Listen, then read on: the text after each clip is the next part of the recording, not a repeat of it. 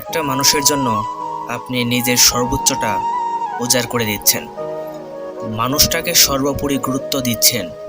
সেই মানুষটা যদি আপনার সঠিক মূল্যায়ন করতে না পারে, তবে কেন শুধু শুধু তার পিছনে নিজের মূল্যবান সময় নষ্ট করবেন?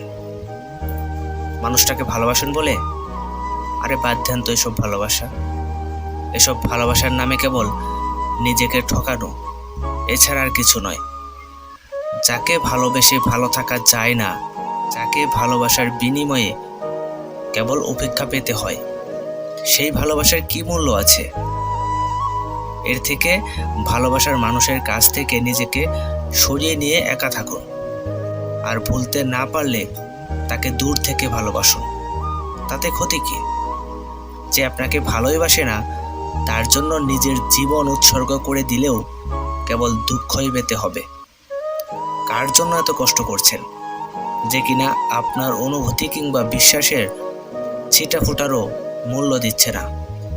বন্ডনের যুগে কারো মন থেকে ভালোবাসা পাওয়াটা বড্ড দুর্লভ। আর এটা সেই মানুষটা বুঝবে না, যাকে আপনি দিনের পর দিন ভালোবেসে যাচ্ছেন পাগলের মতো। ভালোবাসতে হলে তাকেই ভালোবাসুন যে আপনার জন্য আপনার মতোই আগ্রহী, যে আপনাকে ঠিক আপনার মতোই গুরুত্ব দেয়, যে আপনাকে ছাড়া দ্বিতীয় কিছু বুঝবে না। সম্পর্কে আগ্রহ কিংবা গুরুত্ব যদি একতরফা হয়, তবে তা কেবল আপনাকে হতাশই করবে। আপনার জন্য যে এক কদম এগিয়ে আসে, তার জন্য আপনি 100 কদম এগিয়ে যান। আর তাতে আর যাই হোক, আপনাকে কখনোই কষ্ট পেতে হবে না।